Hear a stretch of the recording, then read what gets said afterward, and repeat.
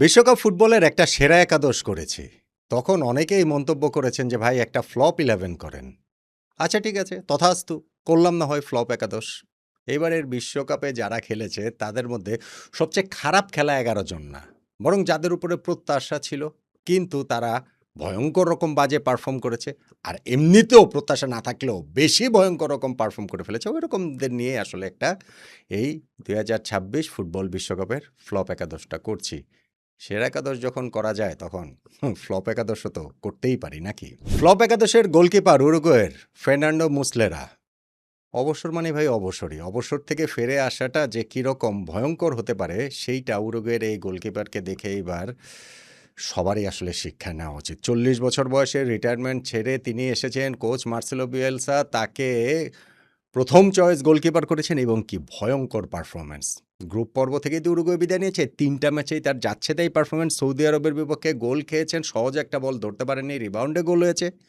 কাবো ভের্দের বিপক্ষে ৩০ গজ দূর থেকে নেয়া মোটামুটি নিরীহ একটা ফ্রিকিকে গোল খেয়েছেন। স্পেনের বিপক্ষে অ্যালেক্স বায়েনার গোলটাও একেবারেই তার দোষেই আসলে হয়েছে। ওই হাফ টাইমে তাকে কোচ বদলি করে দিয়েছেন, কিন্তু ততক্ষণে সর্বনাশ যা হওয়ার তা তো হয়েই গিয়েছে। উরুগুয়ের তিনি লেজেন্ড, ওয়ার্ল্ড কাপ লেজেন্ড তো বটেই, কিন্তু ফার্নান্ডো মুসলেরার এই ওয়ার্ল্ড কাপ পারফরম্যান্সটা অবশ্যই তাকে ফ্লপ একাদশের গোলকিপার পজিশনটা দিয়ে দিল।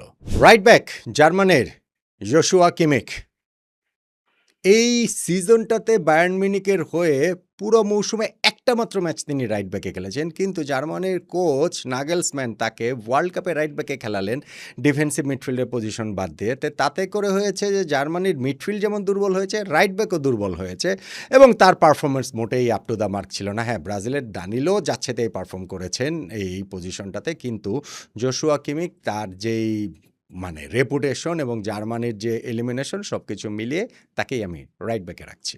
লেফট ব্যাক ফ্রান্সের লুকাস দিনিয়ে।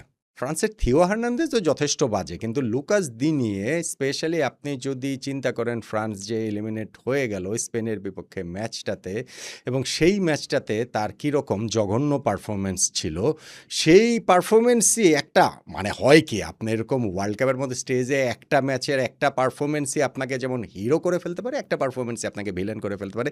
লুকাস দিনিয়ে ক্লিয়ারলি ফ্রান্সের এই দলটার হচ্ছে গিয়ে উইকলিং, এবং তাকে আসলে এইখানটাতে লেফট ব্যাক পজিশনে আমি ওয়ার্ল্ড কাপের ফ্লপ একাদশে রাখছি। এবার সেন্টার ব্যাক পেয়ার, সেন্টার ব্যাকের যে দুইজন, সেই দুইজনের মধ্যে একজন আমার কাছে ব্রাজিলের গ্যাব্রিয়েল। বিগ রেপুটেশন, আর্সেনালের হয়ে এই সিজন কি দুর্দান্ত খেলেছেন, কিন্তু নরওয়ের বিপক্ষে সেই ম্যাচের কথা ভাবেন, তাকে নিয়ে কি ছেলে খেলাটা করেছে আর্লিং হাল্যান্ড সেটা ভাবেন। হাল্যান্ড যে প্রথম গোলটা দিলেন হেড থেকে, সেইখানটাতে তার বডি পজিশন বলেন, তার বল যে আসছে পুরোটা তিনি দেখতে পাচ্ছেন বলেন, কিন্তু হাল্যান্ড মোটামুটি এমন করলেন যে এই গ্যাব্রিয়েলের উপস্থিতিটাই আসলে নাই। আরামসে তিনি গোলটা দিয়ে দিলেন। ইনফ্যাক্ট সেকেন্ড গোলটা দিয়েছেন সেখানেও দানিলোর দোষ ছিল, কিন্তু গ্যাব্রিয়েলও দাঁড়িয়েছিলেন। ফলে ক্লাব ফুটবলে যতই দুর্দান্ত পারফরম্যান্স হোক না কেন, গ্যাব্রিয়েলের ব্রাজিলের জার্সি গায়ে এই ওয়ার্ল্ড কাপ পারফরমেন্স, স্পেশালি যেই ম্যাচ থেকে ব্রাজিল আউট হয়ে গেছে সেই ম্যাচের পারফরমেন্স ফ্লপ একাদশে গ্যাব্রিয়েলকে অবশ্যই জায়গা করে দিচ্ছে আমার কাছে অন্তত। সেন্টার ব্যাকের আরেকটা পজিশনে আমি রাখছি খালিদো কুলাবালিকে, সেনেগালের। কি ভয়ঙ্কর সেন্টার ব্যাক তিনি ছিলেন কয়েক সিজন আগেও, এবং তিনি একটা বিস্ট ছিলেন, একেবারে পাহাড়ের মতো ছিলেন, কিন্তু এই ওয়ার্ল্ড কাপে তার যে পারফরমেন্স ফ্রান্স এবং নরওয়ের বিপক্ষে যে সেনেগাল ৩-২ গোলের চেয়ে ৩টা গোলেই খালিদো কুলাবালির কোথাও না কোথাও গিয়ে কোট আনকোট তার অবদান ছিল। ফলে পরবর্তী ম্যাচগুলোতে তাকে আর খেলানো হয়নি। খালিদো কুলাবালি তার এরকম ইউরোপের one of the most feared centre back, তার যে পতনটা, বয়স হয়ে গেছে ৩৫ বছর, সেটাও স্পষ্টত বোঝা গেছে। আমি খালিদো কুলাবালিকে এই সেন্টার ব্যাক পেয়ারে রাখছি ব্রাজিলের গ্যাব্রিয়েলের সঙ্গে। এরপর ৩ জন মিডফিল্ডার, আমি 4-3-3 তে খেলেছি। ৩ মিডফিল্ডারের মধ্যে ভিতিনিয়া পর্তুগালের বিগ রেপুটেশন নিয়ে ওয়ার্ল্ড কাপে এসেছিলেন। পিএসজির হয়ে কি অসাধারণ পারফর্ম তিনি করেছেন, এবং সেই অসাধারণ পারফরমেন্সের কোনো প্রতিফলন আমরা ওয়ার্ল্ড কাপে দেখতে পাইনি, বরং কোচ তাকে হচ্ছে গিয়ে ওই যে নামিয়ে নিয়েছেন। কোচই বা কী করেছেন সেটা নিয়েও আসলে আপনার প্রশ্নের জায়গাটা তো অবশ্যই থাকতেই পারে, কিন্তু ভিতিনিয়ার ওয়ার্ল্ড কাপ পারফরমেন্সটা তার জায়গা থেকেও খুবই পুয়ার ছিল। আমি পর্তুগালের এই মিডফিল্ডারকে অবশ্যই ফ্লপ একাদশে রাখতেই চাই। আরেক মিডফিল্ডার ফেডে ভালভার্দে, উরুগুয়ের। রিয়াল মাদ্রিদের হয়ে তিনি যে দুর্দান্ত পারফর্ম করছেন কনসিস্টেন্টলি বছরের পর বছর ধরে, কিন্তু উরুগুয়ের জার্সি গায়ে এই ওয়ার্ল্ড কাপে উরুগুয়ে গ্রুপ পর্ব থেকে বাদ হয়েছে। সেই ম্যাচগুলোতে ওইরকম একটা পারফরমেন্স, একটা ক্লাচ পারফরমেন্স দিয়ে যে দলকে তিনি উদ্ধার করবেন, ওইরকম কোনো কিছু ফেডে ভালভার্দের খেলাতে দেখা যায়। ইনফ্যাক্ট পুরো উরুগুয়ের দলটাই ডিসজয়েন্টেড ছিল, বাট স্টিল তারপরেও যেহেতু বিগ নেম, বিগ রেপুটেশন, সব কিছু মিলে ফেডে ভালভার্দেকে আমি এই ফ্লপ একাদশটাতে রাখতে চাই। এবং থার্ড যে midfielder, attacking midfielder Bruno Fernandes, পর্তুগালের আরও একজন। পর্তুগালের মানে ৩ জন মিডফিল্ডার রেখেছি, তার মধ্যে ২ জন, অথচ এইবার বিশ্বকাপে পর্তুগাল খেলতে এসেছিল ওয়ার্ল্ড কাপের সেরা মিডফিল্ড নিয়ে কাগজে কলমে। ফলে তারা যখন এইভাবে দল ব্যর্থ হয়েছে, মিডফিল্ডারদের সেরা মানে ফ্লপ একাদশে তো অবশ্যই রাখতে হবে। সেই কারণে ব্রুনো ফার্নান্ডেসকে আমি রাখছি। ম্যানচেস্টার ইউনাইটেডের এই সিজনটা তার রেকর্ড ব্রেকিং ছিল। প্রিমিয়ার লিগের হিস্ট্রিতে সবচেয়ে বেশি তিনি অ্যাসিস্ট করেছেন, কিন্তু পর্তুগালের হয়ে এই ওয়ার্ল্ড কাপে তিনি তার নিজের সামর্থ্যের প্রতিভার ছিটে ফোটাও দেখাতে পারেন না। আমি বলবো যে 30%ও আসলে দেখাতে পারেন না। অবশ্যই এইখানটাতে ক্রিস্টিয়ানো রোনালদোর সঙ্গে ঝামেলা আছে কিনা, পুরো পর্তুগাল টিমটাতে কি ঝামেলা ছিল, সেগুলোর প্রভাব তো আছে, কিন্তু ব্রুনোর পারফরমেন্সটাও আসলে খুবই হতাশাজনক। আমি তাকে এইখানটাতে এই ফ্লপ একাদশে মিডফিল্ডার নাম্বার 10 সেই পজিশনটাতে অবশ্যই রাখতে চাই। এইবার তিন ফরওয়ার্ডের মধ্যে আমি এক সাইডে রাখছি জার্মানির লেরয় সানেকে। মানে এগুলো তার পজিশন ওরকম না, কিন্তু তারপরেও যদি আমি বলি, লেরোয় সানে একসময় কি অসাধারণ ফুটবলার ছিলেন, কিন্তু এখন সানের এই অবস্থা দেখে আসলে খারাপই লাগে। তার কোথায় গেল সেই পেস, কোথায় গেল তার সেই ট্রিকারি? জার্মানির এইবারে যে এইবারের ডাউনফল না, জার্মানি তো কয়েকটা ওয়ার্ল্ড কাপ ধরেই এই অবস্থাই তাদের চলছে। সেইখানটাতে আমার মনে হয় লেরোয় সানে, আমি আসলে ফ্লোরিয়ান ভির্টসকেও রাখতে পারতাম, কিন্তু লেরোয় সানেকেই আমি আসলে রাখলাম। তার অবস্থাটা বেশি আসলে খারাপ। ফরওয়ার্ডের সেকেন্ড পজিশনটা ব্রাজিলের নেইমারের। একমত হবেন না অনেকেই, কিন্তু আমাকে বলেন তো, এই ওয়ার্ল্ড কাপে আসলে নেইমার ব্রাজিলকে কি কন্ট্রিবিউট করেছেন?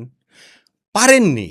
তার ইনজুরির জন্য পারেননি, ফিটনেসের জন্য পারেননি, শারীরিক সমস্যার জন্য পারেননি, কিন্তু তিনি এন্ড রেজাল্ট হচ্ছে গিয়ে পারেননি।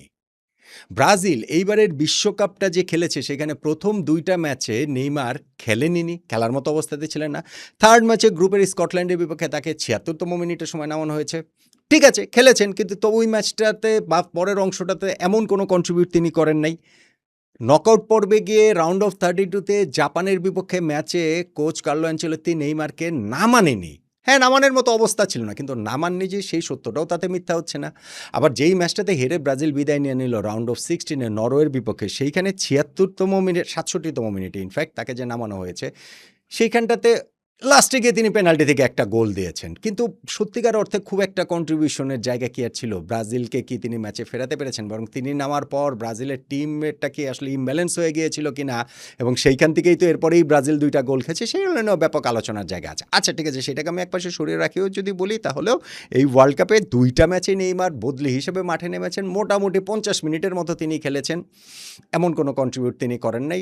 বরং ধরেন চেলসির জোয়াও পেদ্রোকে নিলে ভালো হতো কিনা, আমি কিন্তু বলছি না ভালো হতো, আমিও মনে করি নেইমারকে নিয়েছেন সেটা খুবই ভালো, কিন্তু এন্ড অফ দ্য ডে যে কন্ট্রিবিউট তো আসলে ব্রাজিলের হয়ে তিনি করতে পারেননি। ফলে কিংবদন্তির যে বিদায় ব্রাজিলের জার্সিতে, মনে হয় আর খেলবেন না, সেইখানে তাকে এই ওয়ার্ল্ড কাপের ফ্লপ একাদশে আমি আসলে রাখছি। আমি জানি অনেকে একমত হবেন না, কিন্তু আমি রাখছি।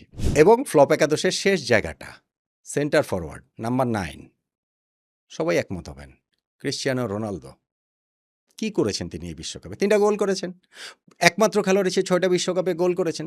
কিন্তু ভাই, পর্তুগালের এরকম একটা দুর্দান্ত টিম এই ওয়ার্ল্ড কাপে যে এরকম কোনো রকম কিছুই আসলে করতে পারল না, তারা যে ওই রাউন্ড অফ 16-এ স্পেনের কাছে হেরে বিদায় নিল, তার আগে যে গ্রুপে দ্বিতীয় হলো, এই সব কিছুর পেছনে হিসাব নিকাশ যদি আমি করেন, তাহলে ওই ক্রিস্টিয়ানো রোনালদো পুরো পর্তুগাল টিমটাকে পেছনে টেনে ধরে রেখেছিলেন। এই মতবাদের লোকের সংখ্যাই আসলে অনেক রকম বেশি। সো ক্রিস্টিয়ানো রোনালদো এই ওয়ার্ল্ড কাপে তিনি যদি পর্তুগালের হয়ে না খেলতেন, কিংবা তাকে যদি তার বদলে তাকে হচ্ছে ওইখানে গনজালো রামোসকে যদি খেলানো হতো, কিংবা ধরেন যে তারা যদি ইভেন ফরওয়ার্ড ছাড়াও খেলতো, এত ভালো মিডফিল্ডার, পুরো টিমের বন্ডিং টন্ডিং সব কিছু মিলিয়ে রোনালদো এই বিশ্বকাপের সবচেয়ে বড় ডিসঅ্যাপয়েন্টমেন্ট, এবং অবশ্যই ফ্লপ একাদশে ক্রিস্টিয়ানো রোনালদো থাকবেনই। এবং আমার এই টিমটার কোচের পজিশনটা নিয়ে অবশ্য তুমুল লড়াই ফ্লপ একাদশের। সেইখানে ধরেন ইংল্যান্ডের কোচ টমাস টুখেল, হ্যাঁ সিরিয়াসলি এই ওয়ার্ল্ড কাপে ইংল্যান্ড ৬৬-র পর সবচেয়ে ভালো রেজাল্ট তাদের, তৃতীয় হয়েছে, কিন্তু স্টিল সেমিফাইনালে আর্জেন্টিনার বিপক্ষে তার যে স্ট্র্যাটেজি, তার যে ওই সুইসাইড যে স্ট্র্যাটেজি, এক গোল দেওয়ার পর পুরো ডিফেন্সিভ মাইন্ডসেটে চলে যাওয়া, সেইটার কারণে ফ্লপ একাদশের কোচ হওয়ার তিনি দাবিদার। অবশ্যই ফ্লপ একাদশের কোচ হওয়ার দাবিদার হচ্ছে গিয়ে নাগেলসম্যান, জার্মানির কোচ, যেই জার্মানি হচ্ছে গিয়ে প্যারাগুয়ের কাছে হেরেই রাউন্ড অফ 32-তে নকআউট পর্ব উঠেই বিদায় নিয়েছে, তিনিও দাবিদার। এবং দাবিদার পর্তুগালের রবার্তো মার্টিনেস, যিনি এরকম একটা পর্তুগালের গোল্ডেন জেনারেশন